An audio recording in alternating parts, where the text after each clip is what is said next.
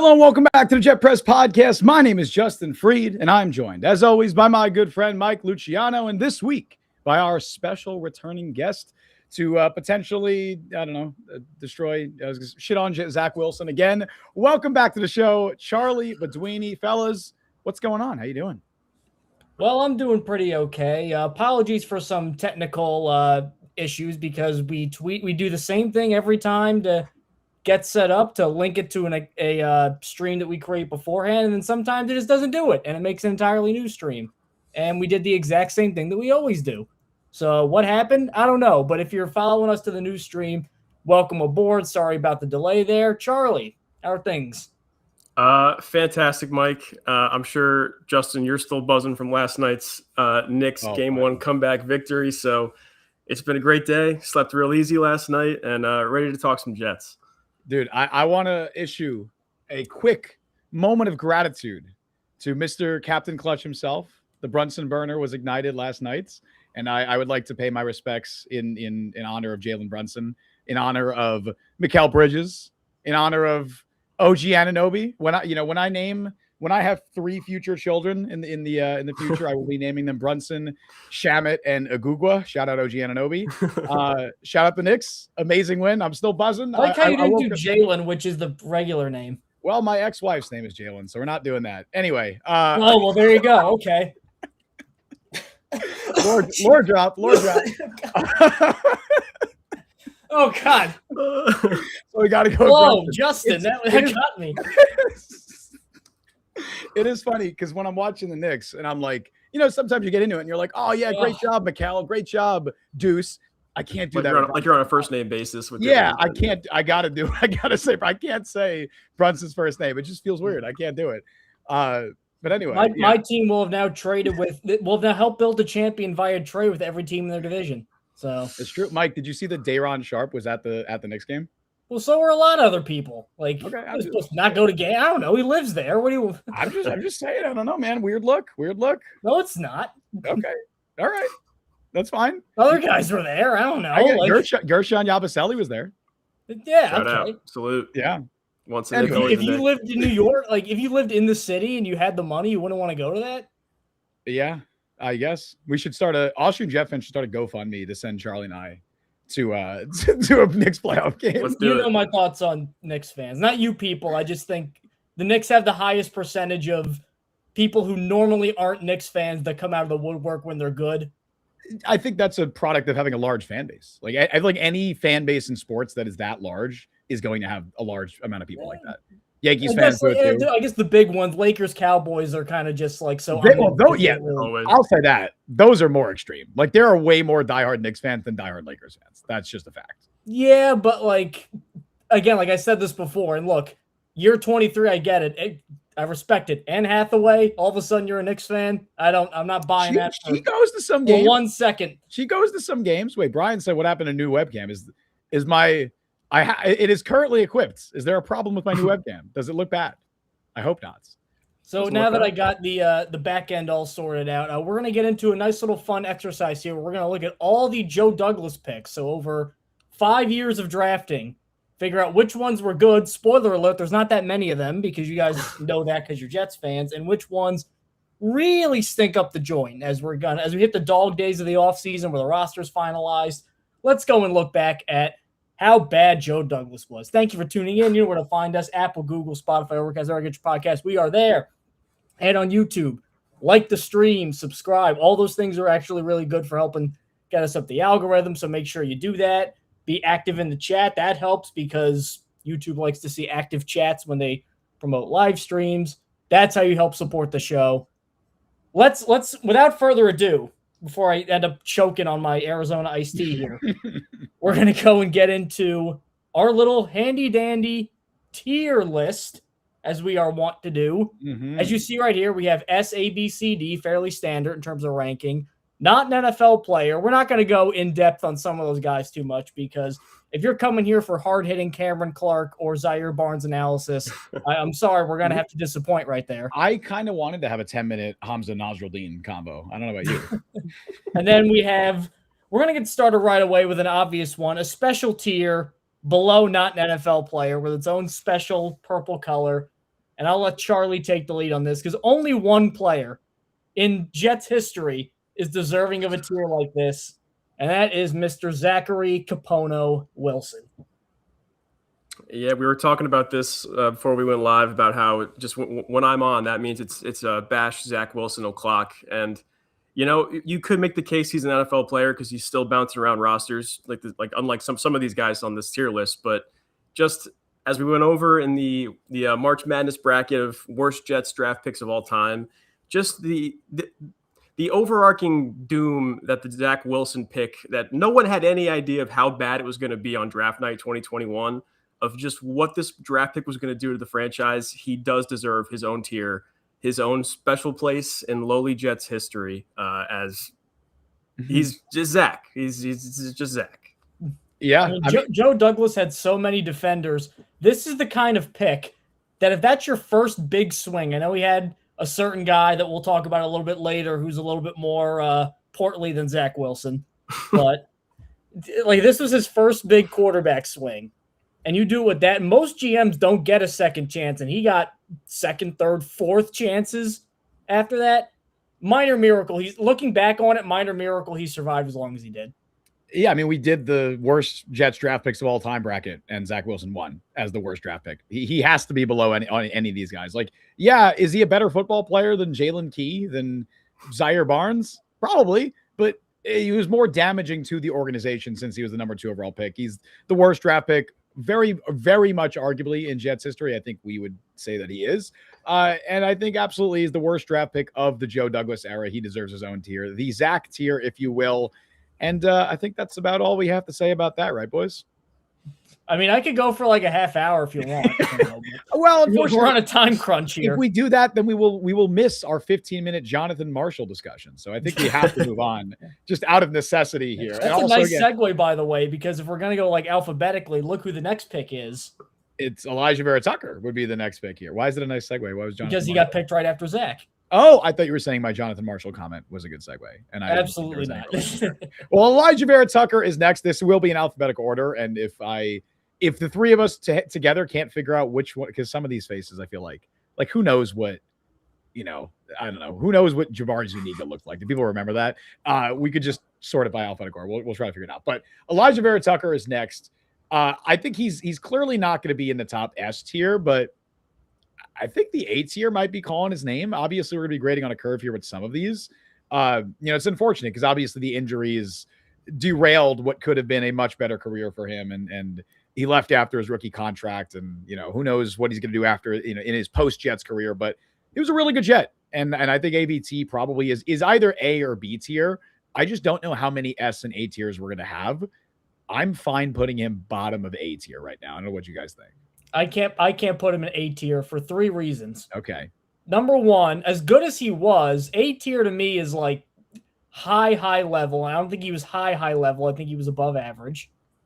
Number 2, the injuries, just not his fault, but the best ability is availability. He just wasn't on the field enough to play enough to earn an A tier spot.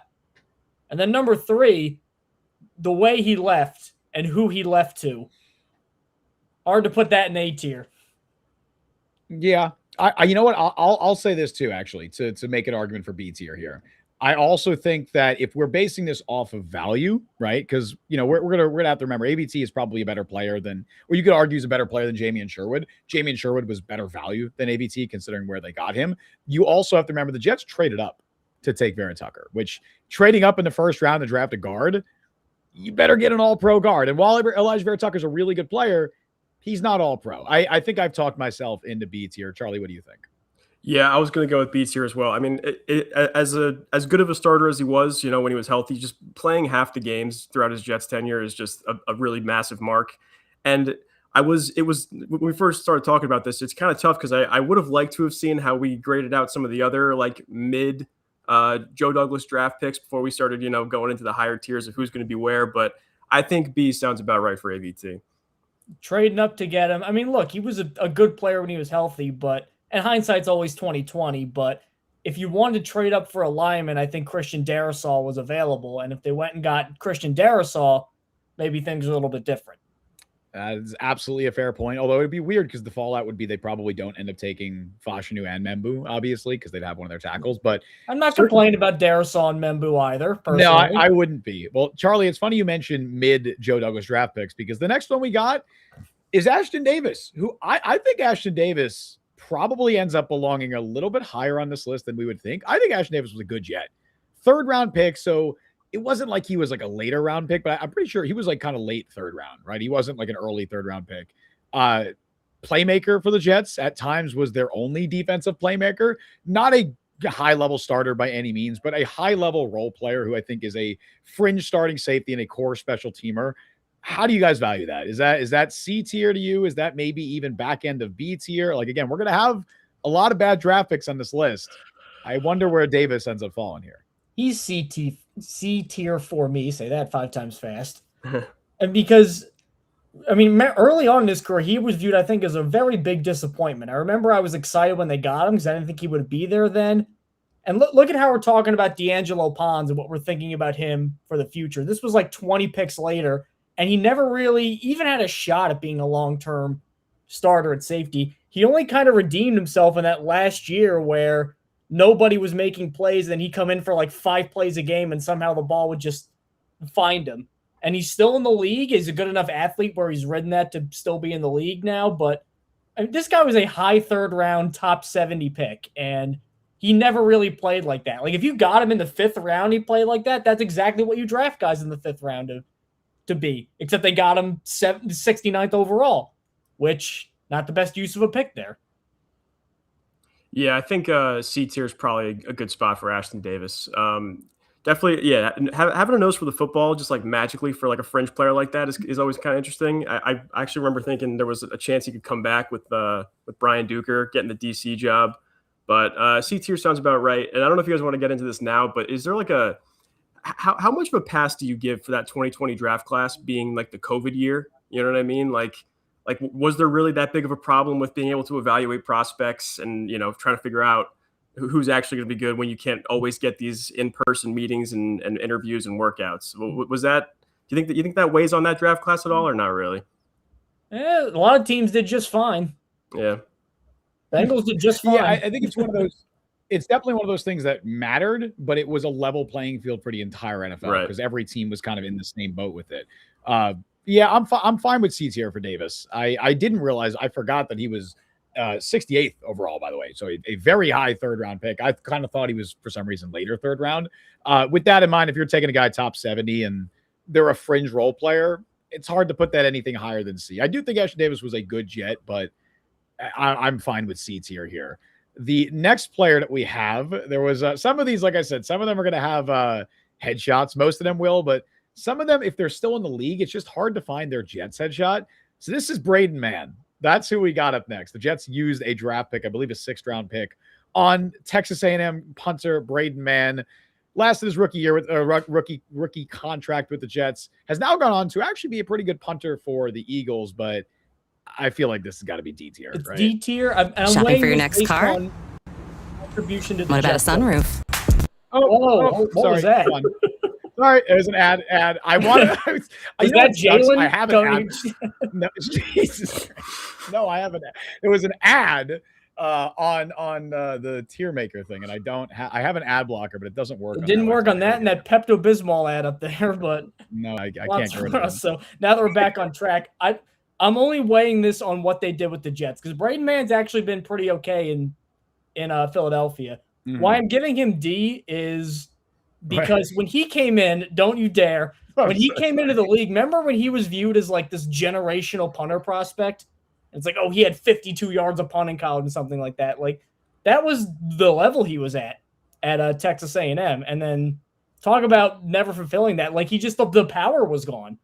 It's like, didn't this guy have 60-yard punts all the time? And then now he's punting 43. It's what the hell happened? Philly figured him out a little bit, but I'm going to put him D tier. And even if he was a great punter, I don't love the idea of drafting specialists anyway. I feel like it's a weird use of draft capital. So he had to be great to justify that, and he wasn't even good with the Jets. Yeah, as Brian clarified, I forgot he didn't even make it through his entire rookie contract. That's right. So if you're drafting a specialist and at any point in the draft, and they don't even. Hi, bud. Sorry, my cat is on my lap now.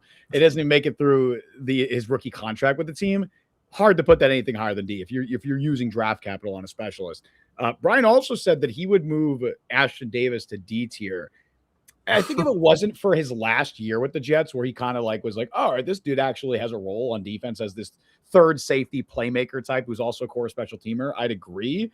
I think there's going to be a lot of players on this list that we can put in D tier. I think Davis, maybe he's like we got to be objective too, because it's easier to opt for the negative one because they were never a contributor to a winning team and because the vibes are always negative with this team. So, but we can't put everybody in D tier. So. Yeah, we'll see. We can always move this around as well as we move through this list because there's going to be some other players we put in C tier that maybe we're like, maybe Ashton Davis should be knocked down a peg. We'll see. Charlie, you have any thoughts on Davis there or no? Davis, I think. Or I'm sorry, Braden. Sorry, Braden Mann. My bad. Braden Mann. Yeah. For Mann, I mean, the most my memorable thing about him was how bad he was, and then how good Thomas Morstead was, off the street when they signed him. Mm-hmm. So much so that they kept him in 23 and 24. But yeah, no, as a Jet, not a great punter. But yeah, he's been decent with the Eagles. So I guess that's a plus for him, but not for Joe Douglas. That is correct. All right. Next, we got Braylon Allen. Tough one. This is a tough one because obviously still pending, his career, right? The rest is still unwritten, as Natasha Bedingfield would say. She did once say that. That is true. Mike, remember when I performed that at the company karaoke? That was fun. She came to perform at Marist College. Every year they have a big concert that you end up voting on, and one year it was Natasha Bedingfield. So. There you go. As connection here as Charlie hops back in. That was weird. Sorry about that. You're good. So Braylon Allen, obviously last year was kind of a wash for him. Only played 4 games because he got hurt. The running back kicks. Stupidly put a 240-pound power back, as Charlie is having some troubles. 240-pound power back on the kick return team, and then he got hurt. I think I'm lower on Braylon Allen than the consensus. I think I'm certainly lower on him than you are, Mike. I feel like I'm somewhere in between C and D tier for him, maybe lower half of C tier, just because he hasn't done much yet, but at least there's been some flashes. If you wanted to say D tier, though, I wouldn't disagree. What do you think? I'd say C. I think part of taking him, you very rarely hear the term developmental running back, but that's kind of what he was. So I think they kind of took him with the expectation it might take some time to kind of rewire his brain and make him run a little bit more like a 240-pound back. He's going to be RB2 this year. I think he'll get a decent workload for a number 2 guy behind someone recently extended. Obviously, he's very limited, but I think it's kind of like Ashton Davis, where I think he's kind of found himself a role. And if you find yourself a role for Jets grading on a curve, I think that's C. Because there are a lot of guys that they picked in this area that don't and never play, and then they're out of the league. So I think he's in C. Yeah, I like C as well. I think he's got the physical tools. I mean, if you're going to, want to do the glass half full with him, you think back to week 2 in Tennessee, I believe that was 24, where he had the 2-touchdown game, became the youngest player in NFL history with multiple touchdowns. I think he's got all the physical tools you want in a running back, in terms of what kind of role he's going to play. Great change of pace guy. He just has to put it all together. And he's so young. I think he's got time to do it. I would say probably C tier, just in terms of the talent he's working with. So that's how it goes for me. Yeah. We could go C tier. I think there's a chance that at the end of his Jets career, we're looking at it and we put him in D tier.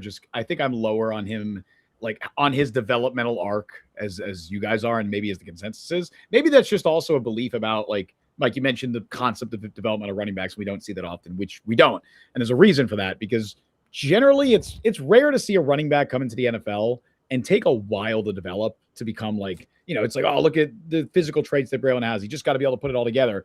Usually you either got it or you don't as a running back. And usually, all right, buddy, come on. Sorry, my cat is trying to get him off me. Usually you either got it or you don't. And I'll be honest, I don't know if Braylon Allen's got it. Like I've said before, I think Isaiah Davis is the second best running back in the Jets roster. And I would personally rank him higher on this list than Braylon Allen, especially because he was a 6th-round pick and Allen was a 4th-round pick. And we'll get to him at some point, but I'm fine with C tier. I just think he's going to be kind of like the back end of C tier here. Next, we have Brandon Eccles, another guy who had moments for the Jets that, like he had moments as a key role player who could be a spot starter. And again, kind of like Ashton Davis, was a playmaker, and he was able to create takeaways in a defense that often struggled with that. I'm fine with him as a C tier as well. I think he's very similar to Davis. He was just late, like, what was he? He might be sixth B round for pick, me. Eccles. Maybe he is because of the fact that he was a sixth round pick. How many Jets quarterbacks get picked that late and then they just get thrown into the Sarlacc pit and never seen again? And he actually ended up carving out a role for himself. Bless Austin. Your boy Bernard Converse. Remember Derek Jones? Yeah, Jeremy Clark. And you just never hear from him. So on that scale, immediately, I think Eccles is above Ashton Davis. So I agree with that. Maybe we do say low NB. What do you think? I'll go low NB just for his pick 6 on Tua in 21. That's an iconic moment in Miami. They didn't win that game, but if you have a memorable moment, that's like points right there, automatic. So for me, I'll go B. I agree. I think vibes-wise, Eccles is probably B. Breece Hall. Now this is the first real heavy hitter of this tier list, I guess, outside of Zach. I think he's still like, I don't think you could put him in S tier. I think the S tier has got to be reserved for like the Garrett Wilsons and the Sauce Gardners on this list. But I think he's probably firmly A, especially now that they've extended him. And, we were talking about this, a week or two ago, that if he has 1,000 yards this year, he's 4th in rushing all time in Jets history. Like, if you're drafted a guy like that, even beyond day one, I feel like it's got to be A tier. A guy who, again, 2nd round pick. And I remember I was reading an article recently about the whole process behind him. And it was basically Mike LaFleur saying, just watch, because Shanahan teams notoriously don't invest high picks in running backs. They take a guy at the end of the 3rd round who never plays. He's done that like 4 times, but they don't pick a guy top 40. So he needed to be immediately a game changer. And he was. And he's kind of reinvented himself because he was this speed demon. Then he gets hurt fast. He's still fast, but he's a step slower. Now he's become a little bit more north and south. And I think the sky's the limit right now for Breece Hall. I think he's in a very good position moving forward. He's A tier. If he was like Jonathan Taylor production-wise, then he's S tier, but good A tier. This was a good selection. Yeah, wholeheartedly agree. Love me some Breece, despite some of the mopiness over the years. Excited he's going to be here for at least the next 2 years. And yeah, just overall like a good draft pick. That's an A for Joe Douglas.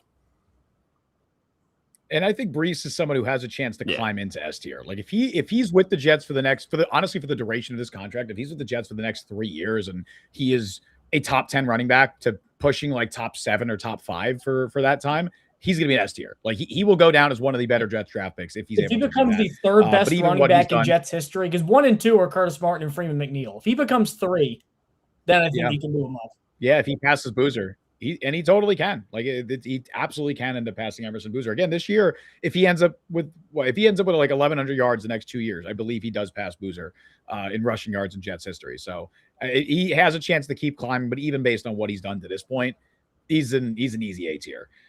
Next one, we're talking about day 3 cornerbacks before. This is Bryce the Hall monitor. And if you remember, there was a point in time after that 2021 season, I think it was, where the Jets were starting. I think it was like Hall, Eccles, and Michael Carter was like the starting corners, or maybe Pierre the shortest cornerback ever. Bless Austin. It was the end of the Bless Austin era. Like it was a barren wasteland. Bless Austin is the defensive Brady Cook, where there were so many tweets from Jets fans like, "Man, we got one," and then immediately he had good moments. He had good moments. He was better than Brady Cook. Plus, Austin had some moments. Just in the point of like the entire fan base, because they're so deprived, sold themselves on him, and then the moment they started believing, he just fell off the face of the earth. I think Bless Austin's closer to like a John Mechie. I like that comp. He had a couple of moments where you're like, oh, maybe this is something, and then it's like, oh wait, no, he's actually not. I am surprised Jets didn't bring back Mechie, but oh well. Yeah. Bryce Hall, 2021. Very good. And then going into 2022 was like, oh, maybe he could be a building block moving forward. And then they draft Sauce Gardner, and then they sign DJ Reed, and all of a sudden he's getting healthy scratches because he doesn't play special teams. I think as a 5th round pick, I think he was a 5th round pick, right? Obviously he had that brutal ankle injury at Virginia, which caused him to fall in the draft. I think a C tier is probably fine here. maybe you can bump him up to where Eccles is because of that 2021 season where he was actually a pretty okay starter. Veteran Jet fans said Hall was never a bad player for the Jets, getting burned left and right and missing tackles. Bryce was ultimately just another guy. Yeah, he was kind of a jag. Like, I think that's kind of a fair way to say it. Which is a shame because I remember out of Virginia, he was getting like top 60 hype, and then he kept getting hurt. Kept getting hurt like crazy. Like, I think he was he was supposed to go a lot earlier, and then he had one of those combine bad medicals and then just fell. So we're like, oh, we get this great guy. And then I think he never really was what he was at Virginia. I think his body just failed him. Yeah, and he still had the injuries even post Jets. Like, he went to was it the Bucks, right? In week 1. Like, I think he either started for them or like was going to play a key role for them. Then he gets hurt week 1, and now he's in the UFL. It's very unfortunate. So where do you rank a guy like that? 5th round pick. C. I want to give him a B, but he wasn't good enough. We'll go C. We'll go C. We could go top of C ahead of Ashton Davis, because at least he was for one point a mid to below mid starter with the Jets, which he wasn't quite the when Davis was asked to start for the Jets, he was a liability. I think Hall at least had a moment where he was an all right starter, and you could also point to injuries for stuff with him. And he was also a 5th round pick. Davis was a 3rd round pick. This one's next sad. One. Speaking of injuries, this is an unfortunate one. It's Cameron Clark, who never got to play, I believe, in a single game with the Jets. He had that scary neck injury in training camp, I believe. It was a training camp practice with the Jets, and he just never got to play in the NFL. So I feel like there's, this tier is going to be the not an NFL player is going to be mostly reserved for players that just couldn't make it in the NFL because of performance reasons.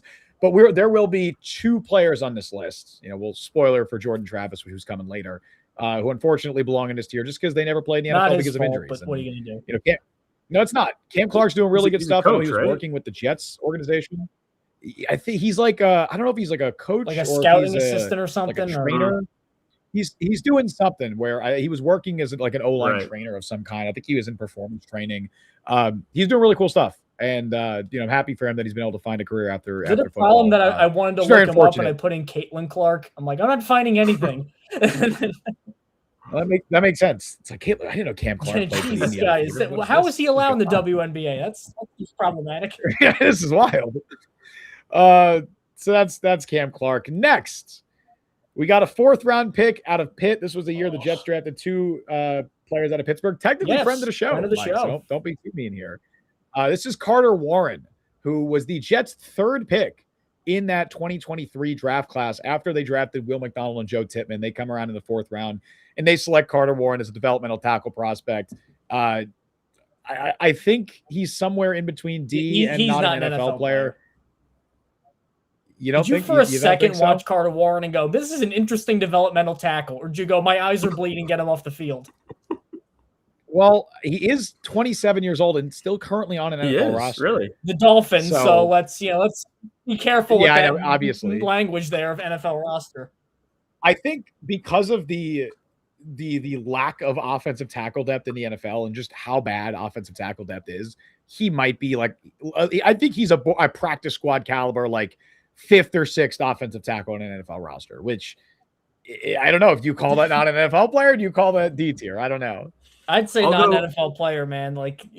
Nominally in the NFL, but I mean, for a 4th round pick too, I get developmental, but to be that overwhelmed, I don't know. I'm going D tier, still in the league, and some personal bias because he's a North Jersey fellow like myself. So Carter Warren, D tier. You know what? I'm with you, Charlie. Also, because he was on the show and he was a nice guy. So we'll put him in D tier. The nice guy. We'll overrule Mike here. Yeah, we'll overrule Mike here. He is technically an NFL player, so he can't really belong in this tier.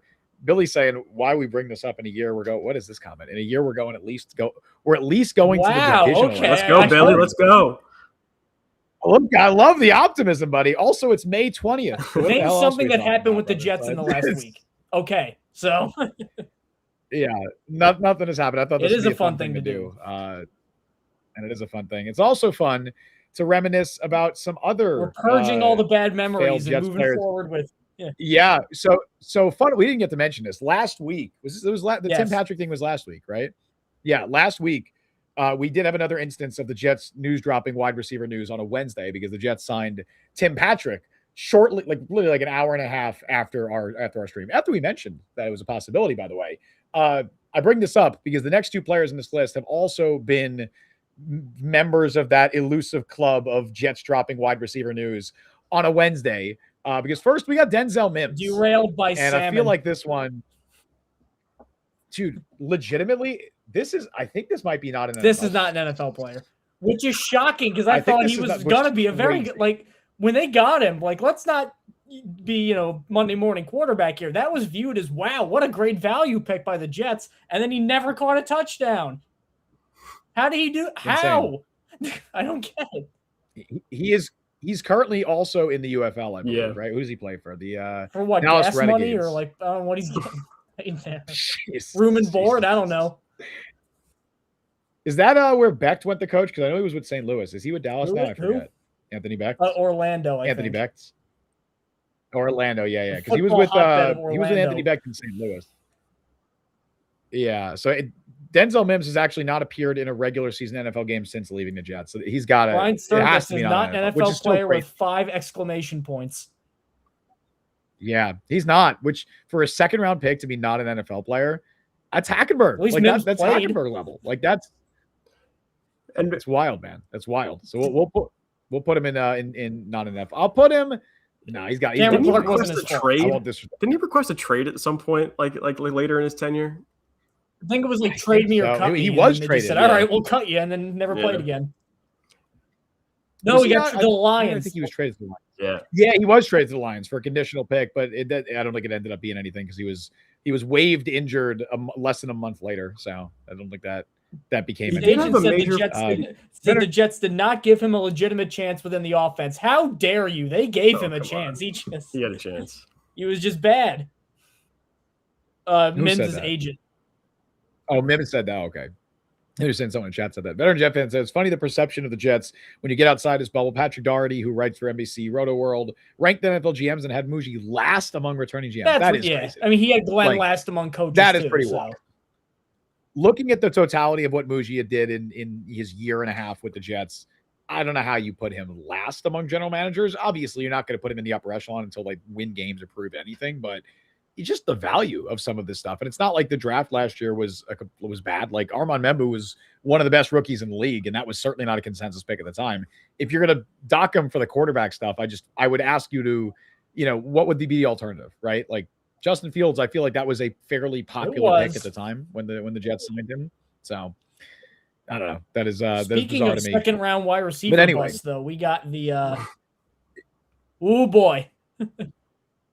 We do. We got Elijah Moore up next. Now he's going to be above not an NFL player, but I think for vibes, I'm like I want to put him in D tier. Like for vibes and the fact that he was a second round pick, I don't think he should be above Braylon Allen or Ashton Davis. He was a second round pick that his talent level is better than what he did with the Jets, but he was a bad Jet. Requesting a trade in the middle of a 4-game winning streak when the Jets had their best record in a few years, like when the vibes were so good, requesting a trade because you were pissed about your lack of touches and then blowing up. And then never getting the touches after that anyway. Right, and then getting put in motion by Mike LaFleur as a scat. And then getting traded to the Browns. Right. He's just continued to bounce around. Like I think he's D tier. I'll put him ahead of Braden Mann and Carter Warren. I'll give him that. But I don't think just because of the value of the pick and second pick of the second round too. That was almost the first round pick. Basically a first rounder. Oh yeah. I forgot he was that early. Oh yeah, he's D tier. He's easy D tier. Since he requested the trade, has there been a 50-50 thing where it's like, Jets could go right here, it could go wrong here? Has a thing gone right for them in years that was 50 since he did that? I don't think so. I don't know, man. That killed it. Man. Curse the organization. That's an easy D tier. But at least he gets the honor of being above Denzel Mims because he is technically an NFL player. I like how he kept trying to ring chase and none of the ring chasing things worked out. What the Bills, he went to the Broncos. He's on Philly right now. With Philly, it's like, he's with AJ Brown, but AJ Brown's not going to be there in a month, and they're friends from their Ole Miss days. I know. Is this how Jets and Rodgers was perceived, where the whole league's like, well, this is obviously going to happen for 2 months, or that's irritating. Feels like pretty it. Much. This one feels even more obvious. Which, by the way, shout out Raptors. Finally, hiring yay. officially. So that's a thing. Next, we go from two of the worst wide receiver busts in recent memory for the Jets to one of the best picks that this Jets team has made in decades, and I think has a very good chance to go down as one of the best Jets of all time at any position, just in terms of like everything you want in a player, on the field, off the field. It's Garrett Wilson. I'm not even going to wait for the analysis. This is an easy, obvious S tier for Garrett Wilson. I think there's a chance that he ends up being the top name on this list, and I would say he probably is going to be. Just everything you could possibly want in a football player and a leader on and off the field, in the locker room. This dude has sat through so much losing and has never once complained to the media, has never once said the wrong thing, has always gone about business in a way that you would hope that your team leaders do. He's a Saints. Like he is a true Saints. Jets fans, or I should say the New York Jets organization, most of the time does not deserve Garrett Wilson. But easy best pick they made in years. Correct. Yeah. Not much else you could say there. Not even. Nope. No. Yeah. Don't even need other analysis. I mean, half of the Jet Press articles on the website lately have been, man, Garrett Wilson is, boy, is he good. That's true. All right. Next, we're going to have our first one where we really don't talk about it because there's not much to say here. This is Hamza Nasruddin. We mentioned him before. Funnily enough, this was a pick that I actually really liked at the time. And I think the consensus was like, oh, he was kind of like a late day two safety prospect who, bigger guy who, pretty like a solid athlete, but unfortunately some of the athleticism stuff actually ended up hurting him in the NFL. But I was surprised that I'm surprised that he's going to end up in this not an NFL player tier because I thought he would be a better player coming out of Florida State. Especially because they drafted him and Sherwood the same year. I thought if either of them, one of them was going to click, it would have been him. Yeah. That's what it felt like. It was like, all right, we're going to take these two dart throws on these two, college safeties. We're going to flip them to linebacker, see which one pans out. Whichever one pans out, great. Whichever one's not an NFL player, yeah. Yep. Where is Hamza Nasruddin right? Is he playing like UFL I think or he's something? Or is he selling Toyotas in the Tallahassee area. That's tough, man. He literally never even signed with another NFL team after leaving the Jets or any team. There's so many picks like that with the Jets. Like there's so few like Elijah Moores where they just bounce around. Like there's a lot more Calvin Pryors where you just get cut and then never play again.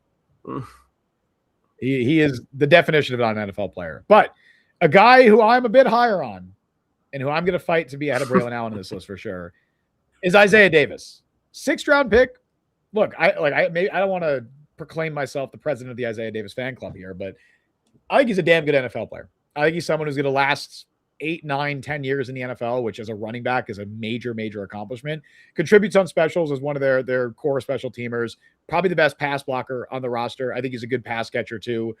All of his weaknesses are physical. He's not particularly fast. He's strong, like he's big, but I don't feel like he runs like he's, what is he, 6'1", 215 pounds. I don't feel like he runs. I feel like I don't feel like he runs like that. But he just does all the little things. And I think because of that, he's going to have a long NFL career. And as a 6th round pick, if you're getting a guy who, I think is going to be a contributor both on offense and special teams for the duration of his rookie contract, that's C tier to me, at least. Like, I think maybe by the end of his rookie contract, you can argue higher. B. Right now, I think 6th round picks, some of them don't even make it out of camp.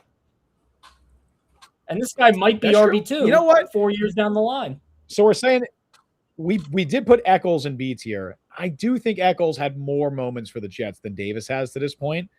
Maybe that's, just fault of opportunity, right? Eccles probably got more chances as a starter and to contribute on defense than Davis has. I would put Davis. All right, maybe I'm not the president of Isaiah Davis fan club because I'd put him in C tier still, but maybe I'd say like high C tier just because, like he still only played 15% of offensive snaps last year, 20% of offensive snaps. It's not like he contributed a ton. He's more of a special teamer, but also, again, I'm projecting him to have a bigger role, I think, this year than he did last year. What do you think, Charlie? I like C tier. Not too many memorable moments. I mean, like at least Braylon Allen has that 2 touchdown game in Tennessee. But hey, Justin, I'm with you. I think he's good at what he does, and the fact that he kind of looks like Jalen Brunson. I don't know if that's out of pocket or not. Kind of makes it a little bit better for me. So yeah, I'm good with C tier. You can put him above Braylon Allen. That's fine. I can kind of see it. Same head shape. I can kind of see it. Yeah, I think I'll put him. I think it's fair to put him here. I would still put him behind Bryce Hall because, again, Bryce Hall was a starter for a year, and I think he didn't get completely exposed as a starter that year. Isaiah Davis has not been able to do that. And Hall was a 5th-round pick. Davis a 6th-round pick. We'll put him ahead of Ashton Davis and Braylon Allen. I think that's a fair spot. You guys, I would say Agree so. with that. All right, next is a guy that I think a lot of fans were excited for. This is Izzy Abanikanda. We already have his teammate from Pitt here in D tier. I think Abanikanda might be below that. I think Abanikanda might not be an NFL player. I don't believe he is currently on an NFL roster. If I'm mistaken, I will correct that in a moment, but I really don't think he is. No, he's technically on the Cowboys. I was going to say that I could have sworn he was on the Packers last year, like towards the end of the season. Yep, practice squad. He didn't play.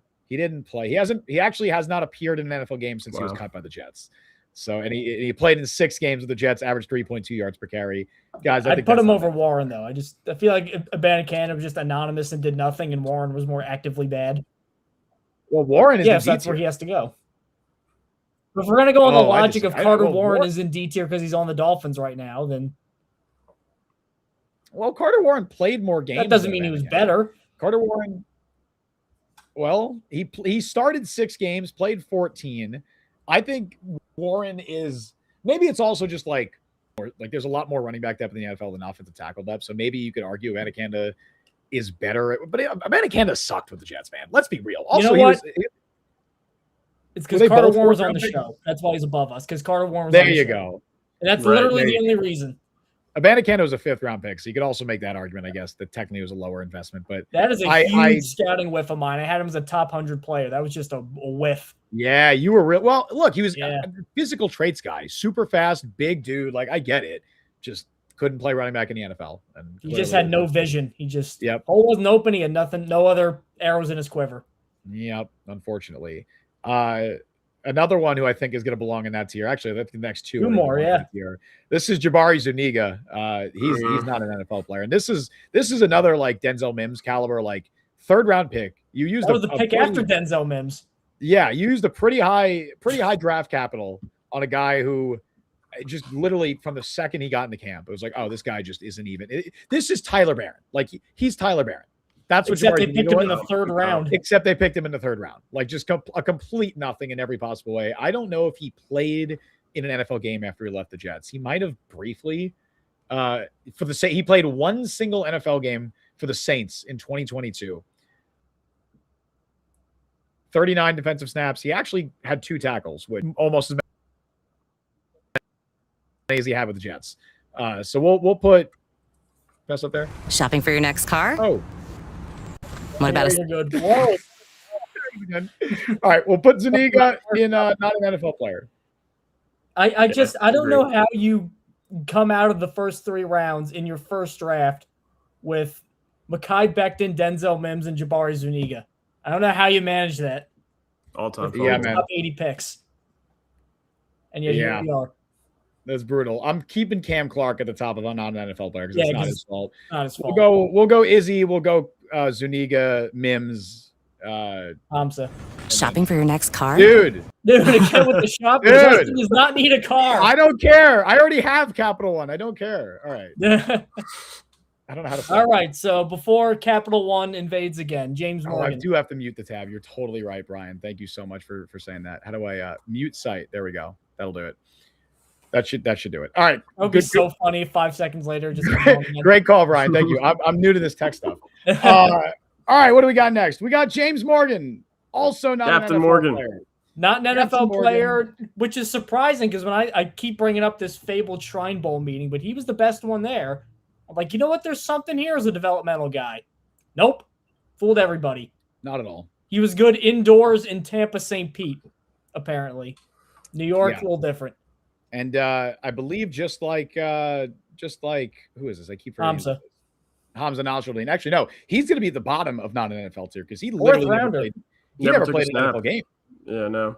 He literally never played a game. So James Morgan also just never had the aura that Cade Klubnik did. I pointed that out recently. This 2020 class might be one of the worst in recent history if you didn't have like a top 10 pick. And we haven't even gotten to your favorite, Mekhi Becton. Oh, yeah, we'll get to the Pillsbury Doughboy soon. No, pace yourself. I got a million. I got a million at him. Jimmy Durante. Yeah, M. Dare, whatever in chat said Zach's got the abyss all to himself. He's in his hero zone. Well, when you destroy the franchise almost single-handedly for a half decade, yeah, you get the abyss. We had to get that out of the way early. If you're just joining us now, by the way, we're tier listing all of the Joe Douglas draft picks from 2020 to 2024 would have been his last year. As Austrian Jet fan making his appearance, there he is. Gifted 10 memberships. Thank you so much, buddy. It is always so much appreciated. I actually have the Austrian fun fact for you this week. Oh, do you? Oh, I'm excited. What do we got? Because I actually saw it last night when I'm just, up at 2 a.m. scrolling random stuff. Mooge up, he says. Mooge up. Austria is home to the St. Peter Stiftskulinarium, which is an old restaurant that many believe to be the longest active restaurant in the world or business in Europe. It was founded in 803 AD, and it's still operational. Wow. Can you repeat that one more? Like what the thing is called? What is it? St. Peter's Stiftskulinarium. Well done. Rate his German pronunciation, Austrian Jet fan. Let us know how he did. That was impressive. Brian said the Ricky Williams draft class is approximately as much AV as the Jets 2020. Oh, Jesus Christ. That's not good. Ricky Williams had like 5 times everybody else combined, though. I mean, he was a good player. That sounds about right. 2020? Who's the second best player in that Jets 2020 draft class? I don't have probably Bryce Hall. It's probably it's Bryce Hall. Yeah, it's got to be Bryce Hall. That's that not insane? And he's not even on an NFL roster. Is Mekhi Becton? Is there a single player in that draft class on an NFL roster right now? Because Becton is not signed yet. Braden Mann, and Ashton Davis. Oh, you know what? Ashton Davis might be the second best. He might be the best. Like, if you take the Eagles, Becton year out of it, Ashton Davis is the best from that class. Of like players currently, Ashton Davis, I think, is the best currently at the sport of football out of every player in that class, which is just the Jets had remarkable. 3 fourth-round picks within a 10-pick span, and none of them are NFL players. We'll get to the other one later. Utterly absurd. Thanks again, Austrian Jet fan. Much appreciated. Yes, of course. Buddy. Thank you, Austrian Jet fan. All right, we finally get back to a tier of good Jets draft picks here because we got Jamien Sherwood up next. And I know Jamien Sherwood is a popular, guy to criticize right now. He's coming off a bad year, but you draft the 5th round developmental safety, a tournamental linebacker, and he becomes a top 5 highest paid player at his position. Now, whether he deserves that contract or not, that's a different story, but he was at a bare minimum a damn good starter for the Jets in 2024, was a team captain. Again, whether he deserved that or not, that's up to debate. He was still a very, very good, like an excellent value pick for the Jets. And you can credit the staff for developing him, Robert Saleh and company, and Jeff Ulbrich and Mike Rutenberg. But I think this is probably A tier. It's got to be, right? I was going to say B, but above AVT. Because I don't think Sherwood and Brees are on equal footing as players. I think he could retroactively get to A if he's good this year, because that'll prove if he's like kind of in the secondary role when he needs just like a CJ Mosley or Demario Davis next to him in the main linebacker role to kind of cover up for him. And he just says, I'm a Robin firmly, I'm not a Batman. Then I think he can move up a little bit. But I can't get off how bad last year was. I mean, was there a player Jets fans were more unified, other than Justin Fields, more unified in disliking last year than Jamien Sherwood? Michael Clemens. Even that, like, Michael Clemens is what he is, and like he wasn't good, but they're like, all right, he's playing how we think he's going to play.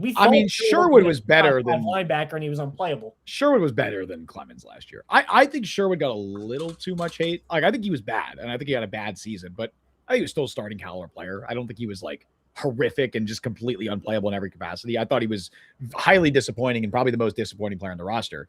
But I still think he was passable, right? Now you obviously hope for more than passable for a guy who's a top 5 highest paid player in his position.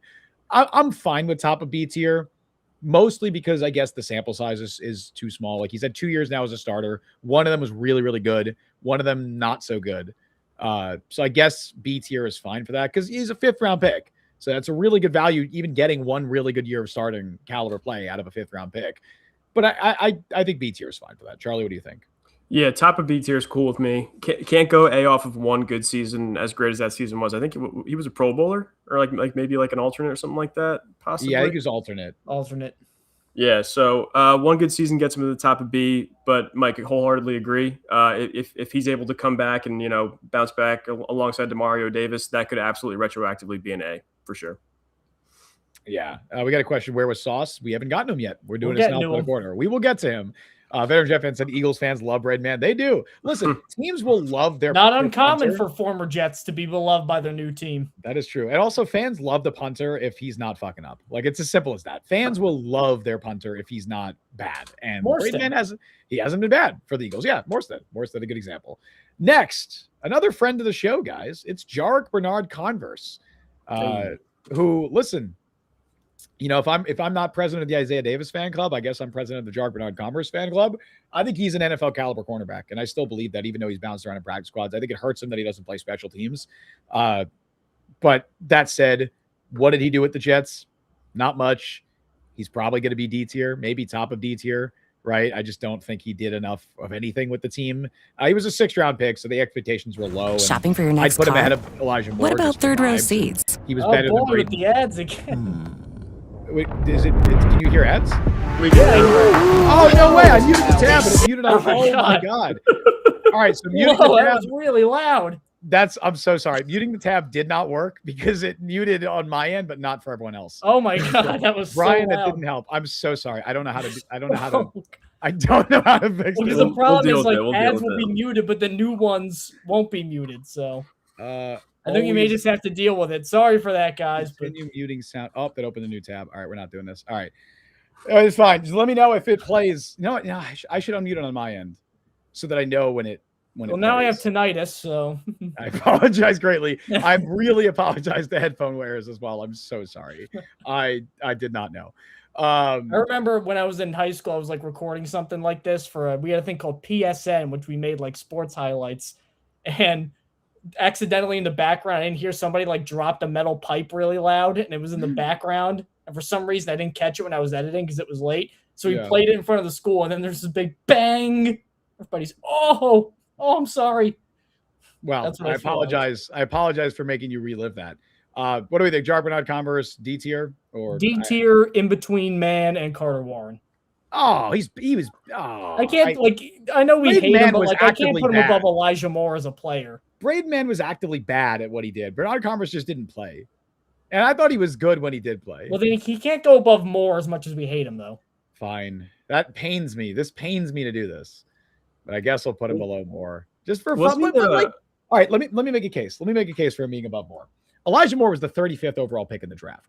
And his 32nd, I think. Whatever it was. Whatever he was 36, he would have been first. 33rd, I mean. 33rd, whatever, 33rd, 34th, whatever he was. He was a high second-round pick who didn't even last more than 2 years with the Jets before he was traded. He was a malcontent who requested a trade in the middle of a 4-game winning streak. And he blew up on Mike LaFleur, who we like. Jarek Bernard Converse was a 6th-round pick who overachieved when he was given an opportunity. Those 11 career tackles really solidifying it? Absolutely they did. Most of which came with the Giants? That's my case. Yeah, I don't know how many were the Jets. But just for the preseason alone, I'd put him ahead of Elijah Moore. Charlie, what do you think?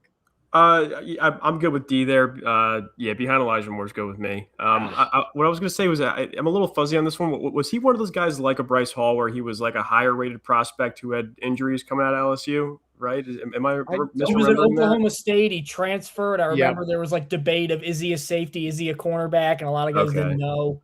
It was one of those things. Might be misremembering that one. I remember like Go on. He had a hive coming out of college. Like he had like a JBC hive, if I recall correctly. He did. Yep. He was at Oklahoma State for like 4 years. I think he transferred to LSU for his last year, and he was a versatile chess piece. Fine. I've been overruled. He'll be behind Elijah Moore. Funnily enough, we go to another defensive back here who had a bit of a fan club, and I think a lot of Jets fans were upset when he was let go. This is Jason Pinnock, who has ended up having a pretty solid NFL career. Like he's bounced around. He's a rotational player, kind of like an Eccles type, maybe a tad below that, but turned into a pretty solid safety in the NFL. He was a corner, of course, when the Jets drafted him out of Pitt. And I remember the Darrelle Revis comparisons like they were yesterday. What do we think about Pinnock? Where do we want to put him? Well, I'm going to have to go like D or end of C just for what he did with the Jets. And obviously it looks foolish now because he's had a pretty good career. remember when he tweeted out a jet emoji and then people thought he was coming back and people were excited about that. And I know he's a smaller safety, but just a dude who's a hard ass and a dude who has willed himself into being a pretty good NFL player. So I have to respect that. But if we're grading on what he did with the Jets, I mean, there's not much to go on. Yeah, I like end of C just because he did go on to have a pretty solid career, although mostly not with the Jets. Still going. Yeah, I like bottom of C. And that's I think so. We're to say bottom of C for Pinnock? Yeah, I would say so. All right, I'm cool with that. I'm cool with him being ahead of Elijah Moore. Didn't do a ton with the Jets, but at least had I don't know, fans liked him more. Brian said, I don't know Restream's interface, but when requesting to share your screen, you should be able to turn off audio share. I have never seen that option, and I could look into it, but I will not do that right now. Because we don't want to make it even louder. Yeah, honestly, I'll probably end up messing it up. Who do we got next? Oh, we got Jalen Key, everyone's favorite Mr. Remember him? Who no? Who lasted he lasted a week on the Jets practice squad. Somehow he's going to be worse than James Morgan because at least Morgan had more of a stint on the active roster. Well, I guess Morgan was a 4th round pick. So if you want to, whatever, you know what do you guys think? These are the debates we would have: James Morgan or Jalen Key, which is a worse man. draft. I don't know. We'll give some respect to James Morgan for that Hail Mary against the Eagles in the preseason. I think that was 22. That's a good point. He did have one nice moment. He did have one nice moment. He did that Kenny Yeboah touchdown. Oh, man. this one that was great. Justin right in the heart. That was great. Yeah, that was a good moment. All right. Well, next. Yeah, you're right, Mike. This one does. This is Jeremy Ruckerts. I do have my Jeremy Ruckert jersey. Should I go pull that out? Look, he has been able to last beyond his rookie contracts with the 2022, 3, 4, he just signed an extension. Yep. He just signed a second deal. Look, a late third round pick, but still a third round pick. You'd probably hope for a bit more than what he's done, but he does have a role on the team. I think he's probably a mid to low end tight end 2 in the NFL, but the good news now is he's tight end 3, and I think he's certainly a high end tight end 3 if that's what his role is. I think C tier is probably where he's going to end up belonging here. Underwhelming for a third round pick, but also he's now going to go into his 5th year at the Jets, so you can't really put him lower. He might he's a little bit kind of like Nathan Shepard of this generation, a little bit. He's in the Ashton Davis sphere. He's got to be right next to Davis. Yeah, really. I was going to say low B, honestly. I mean, getting a second contract's a pretty big deal when it comes to these Joe Douglas draft classes. Like anybody there is that's pretty impressive, even though it didn't come from Douglas, obviously. I don't know. We got Brandon Eccles up there. I feel like we could throw Ruckert behind Eccles. There's been so little receiving production at a time when before Mason Taylor and Kenyon Sadiq, where the Jets have been pretty light on the ground, tight end wise, and they were, I don't want to say counting on him, but they kept waiting and then never really happened. He just caught his first touchdown in year 4, so I think some of it is also position or draft value. Like Eccles was a 6th round pick. Ruckert was a top end of the pick, third. Well, 101, but whatever he was. He was right around there. I'm a Jeremy Ruckert stan. I have to be. Shout out Long Island. I can't say shout out Lindenhurst. Pro Football Record spelled his name wrong. It's Jeremy Ruckert on there with 2 E's, which I find funny. Yeah. Are you serious? Wait, really? Yes. How? On what? On Pro Football Reference. It's a Jeremy. Oh my Ruckert. God, you're right. That's incredible. Wait, they should fix that. That's actually what if that's actually his name though, Mike? What if that's how it's spelled? We didn't know. Somehow Pro Football Reference knows. See, this is why baseball player Johnny Peralta, whose name is spelled JHO, and that's just because his mom spelled his name wrong on his certificate. So he's Johnny with JH. Maybe it's that, and he's Jeremy Ruckert. This is why we can't have AI overview taking over Google results, because otherwise people will believe that's real. People are going to believe that that's how you actually spell Jeremy Ruckert's name. I would put him C tier. We could say top of C tier because he's lasted longer with the Jets than any of the other guys in the C tier. But I think he's below Eccles just because of the position or the draft value of 6th round pick versus 3rd round pick. Another member of the famed. This is a tough one. Another member of the famed 2022 draft class. It's Jermaine Johnson. I'm thinking it's B tier. He's got to be right next to AVT because it was the same exact story where makes a Pro Bowl, Kinda. but it's like is ascending. He's getting better, limited, but he knows what he is. He's making plays, and then Achilles goes, and it was hard to watch last year. He just didn't have the pop. Maybe a year removed, the Titans will get it out of him, but outside of Robert, the fact he was so ineffective outside of Robert Saleh's scheme, I think I'm probably going to have to – he's above Eccles, I think, but below AVT. But he's in B tier. Like, there were moments where you're like, all right, remember who we're going to pay, Jermaine or Will McDonald? And then Jermaine made it easy for us last year. But that's where he is. Yeah, I don't think that.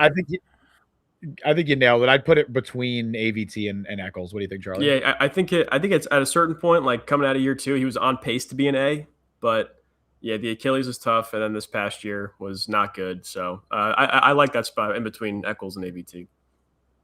Yeah, I think AVT was a slightly better player than Jermaine Johnson. I know Johnson got the Pro Bowl in 2023, right? That would have been it was a phony Pro Bowl. Let's call it what it was. He was like the 7th ball. It was a Mickey Mouse Pro Bowl. Though it was a Mickey Mouse Pro Bowl. He was like the 7th. Half the league said he didn't go, and then he went. And that was not a real Pro Bowl. He's a good player. Like Jermaine Johnson pre-injury. How many Pro Bowls do you have, Justin? I don't know. Like he's certainly a better edge rusher than I am, and he can certainly play football a bit better than I can. But that doesn't mean he's going to go ahead of AVT. Next, we got Joe Tippmann, another guy who's going to be either A or B tier. Oh, he's A for me. Probably. Yeah. Oh, he's A tier. Okay, I was going to say top of B. What's your case for A? He hasn't been extended yet, but it's a matter of when, not if. He will be. Good at center, position change. Might actually be better after the position change. Super solid. I've never once since he's been starting worried about Tippmann that he's playing poorly. May not be like a star offensive line, that's a thing, but just so rock solid. And remember, there was a debate because there was him and John Michael Schmitz ranked similarly. That is a good. Jets took Tippmann over Schmitz. Schmitz has been really bad for the Giants, and Tippmann's been very good in the same city. So I think he's an A, but behind Brees. Yeah, I agree with that for sure. Tippmann, just a versatile offensive lineman. How often do the Jets find one of those, especially not in the first round, like a good starter? So. Yeah, at 100%, he's going to be extended. We don't know when, but it's going to happen at some point. Yeah, I think you sold me. I will put him low end of or the bottom half of A tier. Whoops, not S tier. Whoa, relax. I think that's fair. I think I was going to put him ahead of Sherwood regardless, whether it was high B or low A. I think low A is fair. And I think, another year, give him a couple more, he can definitely continue to solidify that spot, maybe even climb up further. And now we get to the name that everyone was waiting for, Jonathan Marshall, which, by the way, this is him in a Steelers jersey. He's the only player in this list that I couldn't really find any good photo of like his face with the Jets. Now, that said, he did have one season with the Jets where I actually thought he was a pretty okay backup nose tackle. He didn't do anything after that. So I think he's probably going to be not an NFL player, but I'd put him top of not an NFL player because at least he had a year as a rotational player where he was like, okay. Am I misremembering any argument for me there, man? Like how much did he play that year? Oh, he only played 4 games. Well, all right, not an NFL player. It is. No. That 1 month really. That's how bad we remember 1 month. We'll put him below. Day 3 picks. That's where we're at. And then Jordan Travis. I thought he had a good summer with the team. Yeah, Jordan Travis. He's going to go right there next to Cam Clark as just not an NFL player, but deeply unfortunate. The injuries just he would have been like a top 75 pick if he didn't get hurt. Yeah. It's a little bit of a different situation to Clark because obviously the Jets kind of knew about the injury when they drafted him, but they were hoping it wouldn't be as bad as it was and that he'd be able to make a recovery, and he just wasn't able to. Is he like the worst part was Florida State goes undefeated that year, and then because he's not in it, they just don't put him in the playoff despite every reason they had to get in there. I felt horrible for him because he was like, I feel like it's my fault I got hurt because I cost my team. I'm like, oh man, I feel so bad for this guy. I hope that he's able to find a career like maybe in coaching or something like this after. Oh, he'd be a great coach or just a graduate assistant at Florida State or something like that. I think him and his brother have a podcast. Maybe that takes off. You never know. There you go. Can have him on the show. Let's see what he's doing. What do you think he's doing right now? Let me see. Well, Wikipedia has nothing on him, so I don't know what he's doing now. Apparently, he's doing like LinkedIn. He's doing a podcast. Apparently, we can collab with the Jordan Travis podcast. He's the founder at Travis Take Two, or is that the podcast name? Might be the podcast name. It sounds like it'd be the name of a podcast. He's in the Seminole Booster Club, so all right, he's helping Florida State. Okay. By the way, I was at my cousin's graduation on Monday, and you know who was there graduating? It was Boston College. It was Zay Flowers. Huh. Oh, Fun. hey. He wasn't like announced to be there either. People were just like walking across the stage, and they were like Zay Flowers, and everyone's like, "What? Huh? What's going on?" Xavier, I believe, is. They just said Zay. They just said Zay, but maybe. All right, next we have LaMichael Pirine. Super Bowl champion LaMichael Pirine. Okay, put some respect. That's true. You want to talk about Mickey Mouse Pro Bowls? I'm going to call that a Mickey Mouse championship ring. Yeah, I guess. Former teammate of Jabari Zuniga at Florida. He's probably not an NFL player. What was it about Florida that year where the Jets had to get two of these guys? And then Ja'Kai Polite. All right, now, no more Pirine Florida day 2 picks. No more. Because Polite too. I'm going to say Pirine is D tier. I'm going to say Pirine's D tier because he at least played like 14 games with the Jets and did technically play in the NFL after leaving the Jets. Now he's no longer, on an NFL roster, but I think he's pretty much Carter Warren level of like very bad NFL player, but technically an NFL player. I guess. How is a running back that slow? How can you be in the NFL and be that slow? I don't know, man. You're just mad because he's going to be higher than Izzy Abanikanda, and you love the Abanikanda. It just reminds me, by the way, at 216, he ran a 4.63 40-yard dash, which Yeesh. I remember. Do you remember Lendale White, the old USC guy, big giant guy, Chris Johnson? Yeah. He ran like a 4.7, and but he was this big guy, but it was too slower than people thought. So people started calling him Len Whale after the combine. Oh, man. That's a great nickname. Dude, imagine if social media was around back then. Like, oh, my God, yeah. The AI photoshopping Maurice him on a whale. running a 4.8 the combine, and they called him Slow-Mo. Oh, my God, yeah. Yep. All right, so we'll put Pirine. He's better than Carter Warren, maybe. Carter Warren. And what a debate it was. He'll be behind. Listen, I love these debates, man. Carter Warren versus Michael Pirine. That's fun. We got a fun one up next. Baby. No matter what, better than Brian Thomas. Malachi Corley, better than Brian Thomas. Joe Douglas said had a first-round grade on Malachi Corley, but not on Jackson Smith and Jigba. I don't know how. It's one thing to like Malachi Corley. I don't know how you arrive at those two conclusions. Listen, I don't care if he's technically on the Browns roster right now. The man was not an NFL player with the Jets. He was there were practice squad guys playing over him. Brandon Smith was getting reps over him, or whoever else was on that team at that point. I'm trying to remember. I can't even Malik Taylor, whoever else was out there. We're getting reps over Malachi Corley, who could not see the field. Irv Charles was playing offensive snaps over Malachi Corley. He's not an NFL player. To steal from Charlie, too, if we're talking about memorable moments, what's Malachi Corley's memorable moment as a Jet? Oh, Halloween night. How could we forget? Why do so many people across all levels of the sport do that? Adonai Mitchell did it. Well, Adonai Mitchell's is different because he didn't he didn't do what Corley did, which is just let the ball go beforehand. He was trying to switch hands, and in doing so, fumbled it and lost control, which is a little different. Like, it's still bad, but it's not like he just let the ball go before the goal line. Like, it is a little bit different. But Corley was just excited to have the camera on him there on Amazon Prime time. The worst part of it was his response, because he's like, "Yeah, I'll score again. It doesn't matter." I'm like, "Oh, that is not the response. No, that is not what you say." Now he's over there making plays as a running back, still with the Browns, right? They still with the Browns. Yeah. Well, actually, it was more like, I've scored so many touchdowns in my career, I won't do it again. We're going to put him an opportunity to. So he's going below Mims. I think he's going below Nasruddin. He'll go by default ahead of the other two who never played. First pick of the third goddamn round. Worse than Malachi. Worse than Hamza Nasruddin Corley. That's what we're gonna call him now. And look, we no matter what, hypocrites. We'd like the pick when it happened. He just couldn't run routes. The Yak King, Yak God. Is that's what they called him coming out of college? Yak King. He's self-proclaimed Yak King. I believe he called himself that. He has more career rush attempts than catches. He has 15 carries and 14 catches. Jesus. Ruined. Is that good for a third round, almost second round wide receiver? I don't know. Because I had Malachi Corley PTSD, I was lower on Luther Burden than I should have been. Like, I was like, I can't do this again. Yeah, me too. I can't do this. And Burden's actually a pretty good player, but I just couldn't do it. Like, I could not do it. We got Max Mitchell up next, who's another guy who's going to be sneakily higher than he probably should be. He's just kind of in that Jeremy Rucker tier of lasted a long time. He's now past his rookie contracts. Yeah. He was also a member of that 2022. It is crazy that Max Mitchell and Jeremy Rucker outlasted Sauce Gardner and Jermaine Johnson in that 2022 draft class. Like everybody thought. And Michael Clemens made it to his rookie. When's the last, like, how often? Actually, I guess, well, Sauce got extended, so we can call it the end of his rookie contract, essentially. Every player of that entire draft class lasted their rookie contract with the Jets. That's crazy. And nothing happened. Like, that is... Sauce was the first gone in that entire draft class, which is that included Michael Clemens, Max Mitchell, and Jeremy Rucker. That's pretty wild.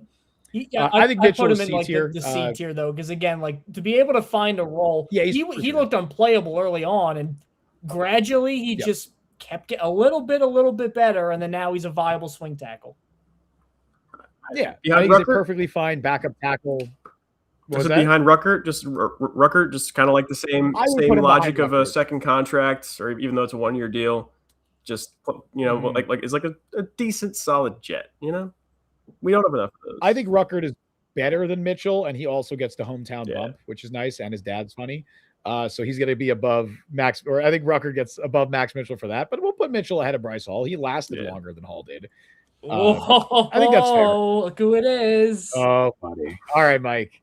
I'll let you have the floor for this one. Talk about Mekhi Becton. Where are we ranking? I actually am curious to see where Pillsbury throw boy. Mekhi Becton. It's tough to rank him here because this is the first time he hasn't really like broken the scale in terms of how I've viewed him. Oh my god!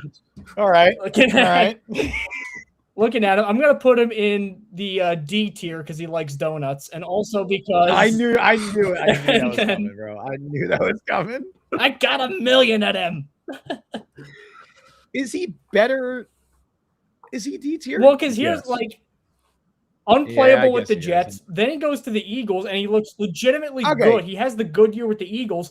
He was worse than he was with the Jets when he went to the Chargers. He was like the worst starter in the league with the Jets. We're basing off what he did with the Jets, and his rookie year alone, I think, might take him out of D tier. Like he gave up 11 sacks that 1 year, though. That was his last year with the team. His rookie year was good. Like I know it's first round, but then he 2 whole years of literal nothing because of the injuries. Because he was the 10th, 11th overall. 11th overall, and because he was also picked ahead of Tristan. And because we're putting Elijah Moore there for vibes. Becton the whole time, he's fighting with the coaching staff. I am a left tackle. He's blaming them for him getting hurt. But guess what? If you're 370 pounds, your legs don't have – it's not easy to support it, Mekhi Becton. Yeah. Becton's obviously a better player than like Jason Pinnock, I would say. Well, I mean, is that actually – I don't know if that's – I don't know. I think he's a better player than Jason Pinnock. But – he did more with the Jets, obviously, than Pinnock. But because he was a first-round pick, because of the capital investment, because you drafted ahead of Tristan Wirfs. Yeah, because you drafted him over Wirfs, and because of the vibes and everything. And also because Mike said D for donuts. We'll put him D tier. He also inadvertently caused the Aaron Rodgers Achilles. Okay, no one really ever talks about that. But that's true. If Becton had never gotten hurt, the Jets don't sign Dwayne Brown. Dwayne Brown doesn't go for a chop block on. Was that Leonard Floyd who was playing for Buffalo? Right? Yeah. So it's all the domino effect. Mekhi Becton, you're lucky we're putting. And you know whose fault it really is. If we really want to go domino effect here, you know whose fault this really is? The Rodgers. I don't know if anyone's ever pointed this out. It's Greg Van Roten's fault. That's whose fault it is. Because Greg Van Roten threw, I forget who he threw into Becton's knee, but he threw whoever it was directly into Becton's knee, and that kick-started all the knee injuries for Becton. And he was never the same player again after that injury. And that eventually led to Dwayne Brown being signed and eventually led to the Rodgers Achilles. So we really have Greg Van Roten to blame for the Jets' contention window and Aaron Rodgers. I just hate how he did the whole, like, I am a left tackle thing. Then he leaves the Jets, and he immediately is like, okay, I don't have to play left tackle. I'll play right guard. And then he wins the Super Bowl. It's like, it worked out perfectly after that. And then he went to the Chargers and was unplayable.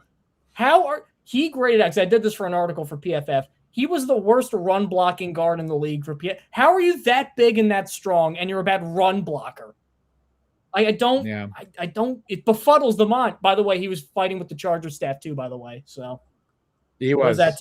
He was mad about the way they handled, I believe, his health, his injury stuff, which he also had beef with the Jets staff for that, and the Eagles. Like, at a certain point, maybe it's you. I don't know.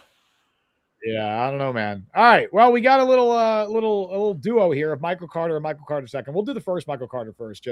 alphabetically, I believe he would go first here.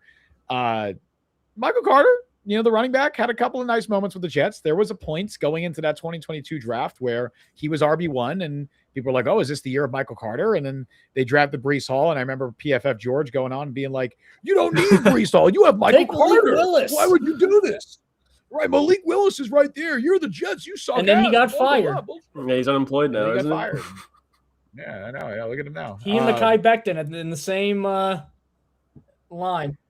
Yeah, waiting in line at Coldstone. Carter, well, in Michael Carter, at least in Michael Carter's defense, he's actually been able to somehow have a post Jets career that's like after the Jets cut him, it looked like he was kind of, or I think they might have traded him.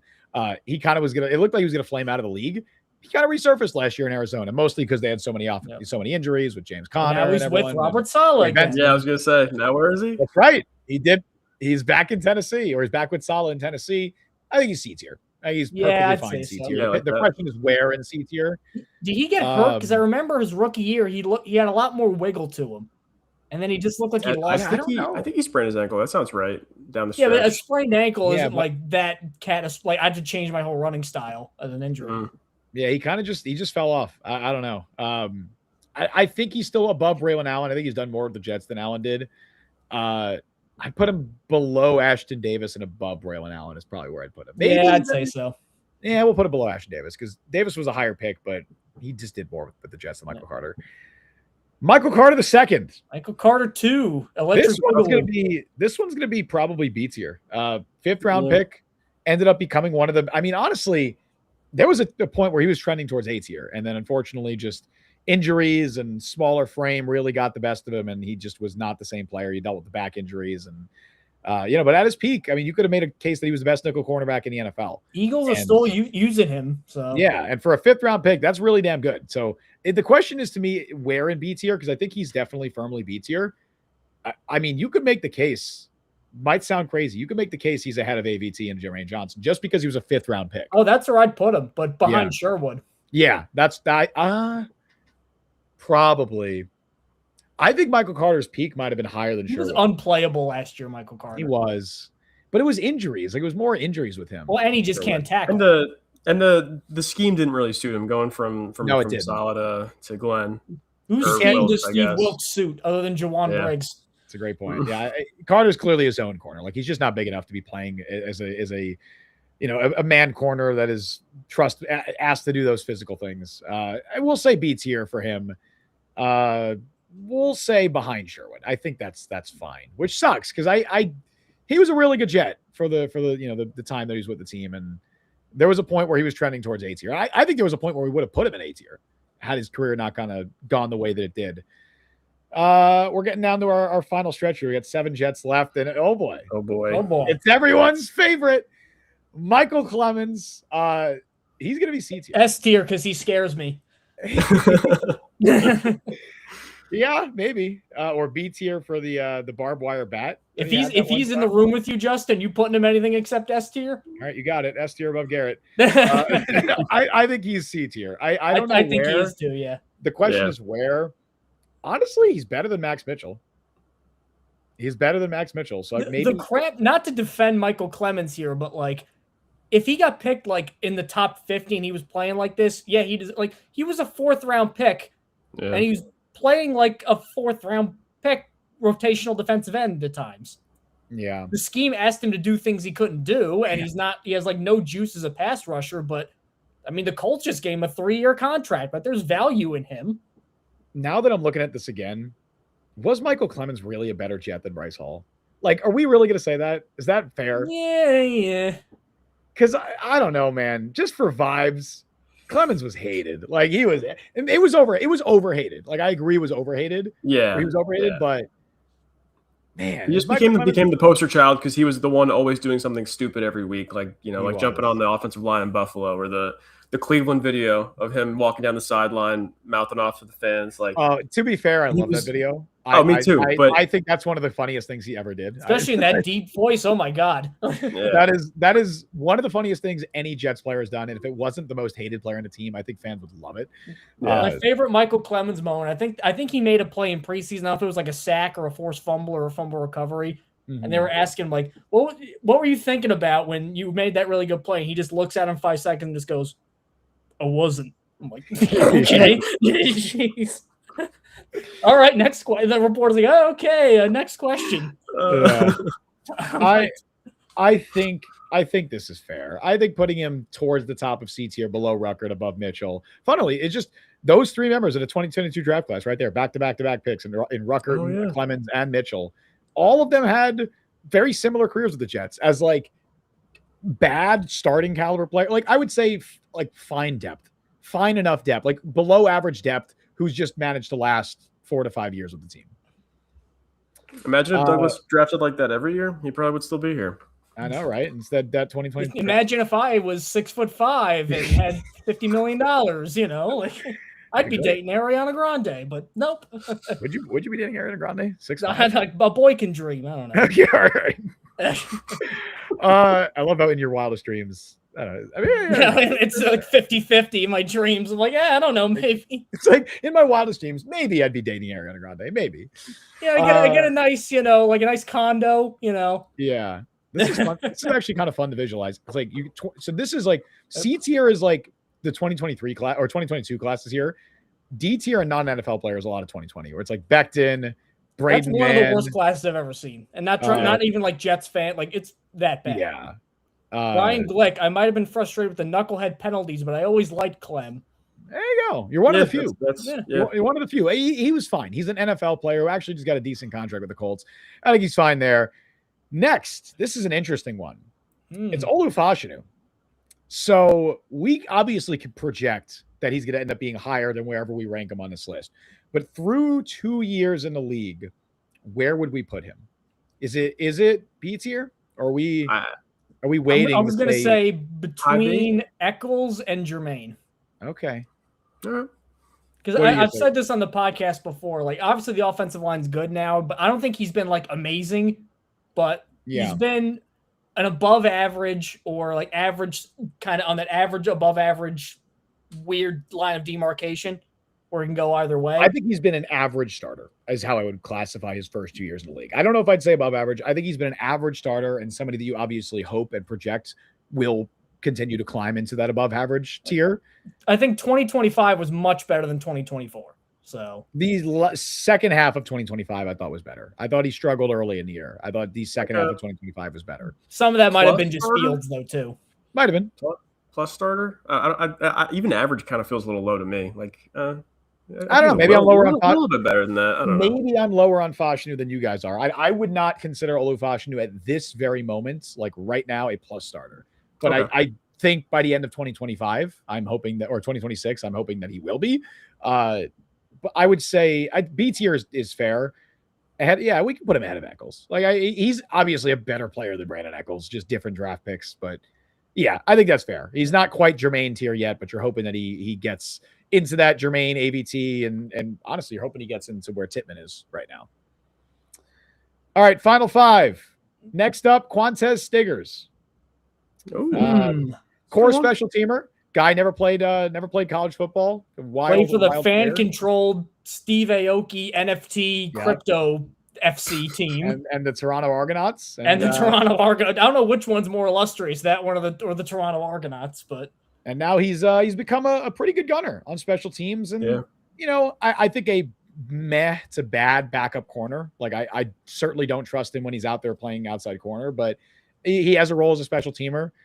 He's probably right around like below like bottom of C tier, I would say, mid to bottom of C tier. To even get where he is, just the amount of grinding he had to do. Like he's got to be. You got to respect that. I agree. So we'll put him behind Pin. No, we'll put him above Pinnock. I think that's fair. Pinnock is all Giants production. So Stiggers did more with the Jets than Pinnock, which isn't, neither of them have done a ton, but he's done more. All right. Oh boy. Now we get sauce. Now we get sauce. So I know he was traded. I understand, say what you want about Sauce Gardner or whatever. This is an S tier. This is an S tier. It's an S tier. He was the best cornerback in the NFL for the first 2 years. He was the best, not even a debate for the first 2 years. Then there was debate, and then I don't think he's the best now, but for the first 2 years, he was the best cornerback in football, which never happens for a cornerback that high. Yep. And he was not traded because he was underperforming. It was just they got a crazy haul they never thought they'd get. Multi-time first-team All-Pro. You end up trading him for 2 first-round picks because that was what his value was for a guy who needed an extension. And Adonai Mitchell. And Adonai Mitchell, who's now a starting wide receiver for your team. I don't know how else. I don't know how he's not S tier. I will say, so put him behind Garrett. Sadiq, Adonai Mitchell in a 1. Yeah, you take that, man. I still would put it. We're gonna put him behind Garrett because for sure Garrett's just a better Jet at this stage than Sauce Gardner is, and he's here. He's exactly. But I don't know how you don't put Sauce in S tier. Like he definitely very clearly has to be in S tier, and I think those are going to be the only 2 S tiers on this list, and that's probably how it should be. We got one interesting one. Have you ever seen a cornerback be that good that quickly? Yeah. No, I mean Darrelle Revis was really good, but he wasn't first team. Revis was good. It took like a year before we got like all pro Revis. From the jump, he was immediately like at or near the top. Yeah, I mean Sauce was first team All Pro as a rookie. Like first team All Pro as a rookie cornerback is absurd. That is M. Darrett says all respect to Sauce. It's not his fault they were all the quarterback instability. That's not his fault. Yeah, I don't know how anyone can disagree with that and being S tier. You can't tackle. Shut it. Jeez. Yeah, come on, man. He actually was tackling Aaron Glenn. He got better at that. He did. We got one last interesting one, and then a couple of schlubs. We got, is that a word? No, that's a word. It's slang, you know. Is it? All right, sure. We got Will McDonald. This is an interesting one. Another guy who I think has a chance to climb up further.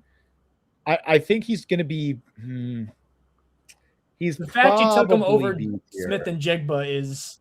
It hurts. That makes me want to put him in C tier. No, you can't. You can't say Brandon Eccles. Like, he's a good player. He is a good player. He's also somebody who I think is going to play like 40% of snaps this year. And as a guy that you took 15th overall. Here's my compromise. Over JSN. I'll put him in B tier, but behind Eccles. Because of, and nobody thought JSN would be 1,800 yards in year 3. No, but I did think he'd be a wide receiver 1. But so because you took him over JSN and you probably overdrafted him, like I didn't see a lot of mocks that had Will McDonald in the top 20. You definitely overdrafted him, and you drafted a position that wasn't a need over a much better player that was at a position. But nobody doubts that he can get after the quarterback because he still can. And for even if he's a designated pass rusher, he was in perhaps the worst environment for him last year, where he's playing he has to defend the run a lot, and he's down by 2 touchdowns half the game, so we can never really pin his ears back. Like he had 10 sacks in year 2, and then now he's got Bailey and Osai, and they're moving to a 3-4. Like he could move up from, and I think probably like right now, May 20th, are they going to give Will McDonald a multi-year extension? I think they do. Yeah, I think so as well. My question would be if Will McDonald's because obviously we could project that he should be more productive as a pass rusher this year because he's going to be ideally in a better situation. If Will McDonald's Jets career ended right now, would he be considered a bust? I think kind of. After 3 years, kind of, yeah. So, based on what he's done right now, is he a good pick at 15? You want Will McDonald at 28. You don't want him at 15. But yeah. So, but I still think he's B because he's a productive pass rusher. No one doubts that, and he's still a big part of him and Baylor are going to be the starting edge rushers. So, it's not like they've already are making plans to get rid of him. I think trading Jermaine Johnson was done. It was to get T'Vondre Sweat, but partially it was done with the thought of now because we're not paying anybody, we can pay McDonald, and he's not going to ask for $25 million a year. It might be like what Josh Sweat got with Arizona, like 19 mil or 18 mil. I think I don't know if I'd consider McDonald starting it. I think Osai plays more snaps than McDonald this year. I think Bailey and Osai are your 2 leaders in snap count amongst Jets edge rushers. That'd be my prediction. But I think I'm a certified Will McDonald hater though, and maybe that's just because of that 2023 draft where I so badly wanted JSN, and then they end up taking McDonald. And because he had such the great year 2, you're like, all right, here we go, year 3, and then again, some of it was not his fault because again, right. When you're down 21-3 and you have to play the run, what's Will McDonald? What is Will McDonald to do? I think that that's right. I think the tape is definitely more kind to McDonald than the numbers would suggest last year, but he does run hot. His motor does run hot and cold. He has stretches where he's really dominant and other stretches where it's just like he's completely invisible, which for a 15th overall pick is not great. I'll give you guys B tier. I don't feel great about it. I think if this was my list, I'd put him top of C. Would you put him above like Ruckert and Clemens though, or? Yeah. Like it's hard because he's obviously a significantly beter football player than those guys are. Yeah, he's got to be above Ruckert. Ruckert was a 3rd round pick, and I don't even think he's a good. It took him 4 years to get a touchdown, and he got one of them. It took him 4 years to be a like passable backup tight end. So like I can't put Will McDonald ahead of that. Really, C tier here isn't good. Like for a normal team, there's not a ton of good draft picks here. Like anything in the SA and in most of B tier is a good draft pick. Outside of that, Jermaine Johnson got 13 sacks in 4 years, and he's firmly like a top 8 pick of this era. Yeah, that's where we're at.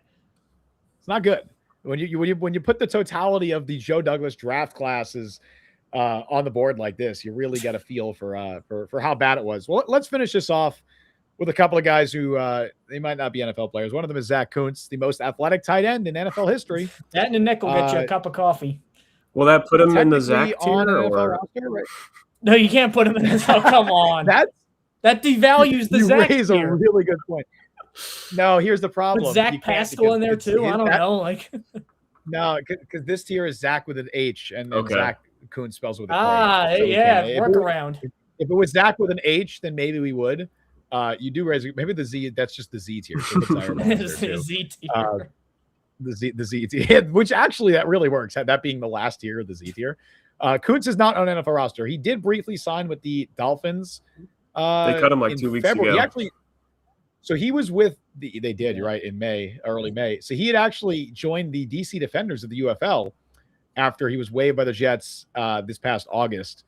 I forgot he was even on the team in the summer. And then he signed a futures deal with Miami in February, but he is never going to play a game with them because he was already cut in May. The body just broke down. He just was so hurt.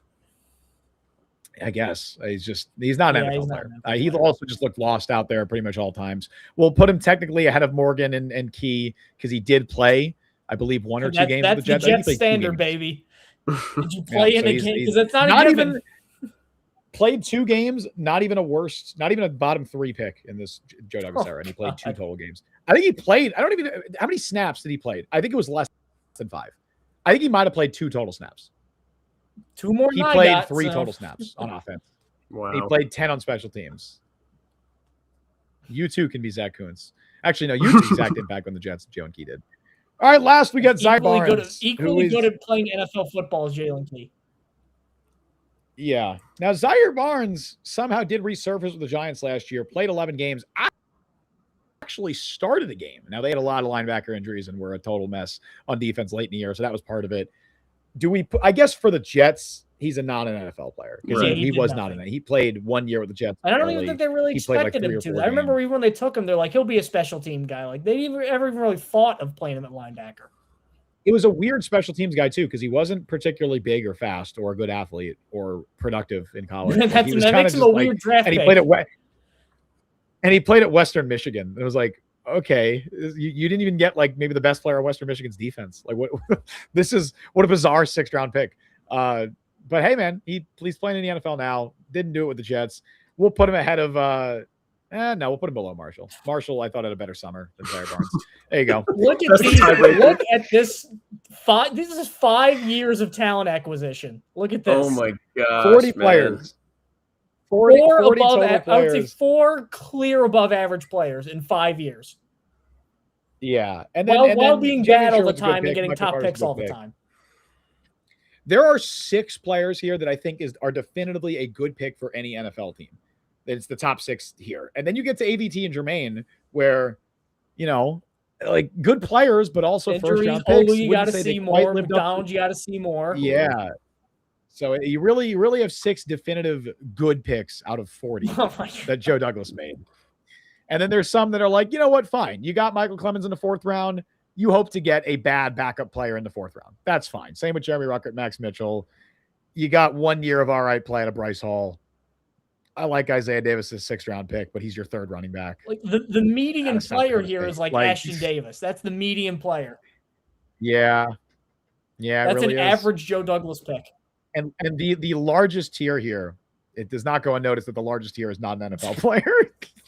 When Right, the so we had NFL 40 history 40 books picks look we back ranked? on this era of Jets football, you'll show Was them it this. 40 the number we ranked? Yeah, 40. So 12 out of the So 40 a were not quarter an of his NFL player. picks, not NFL players. 30%.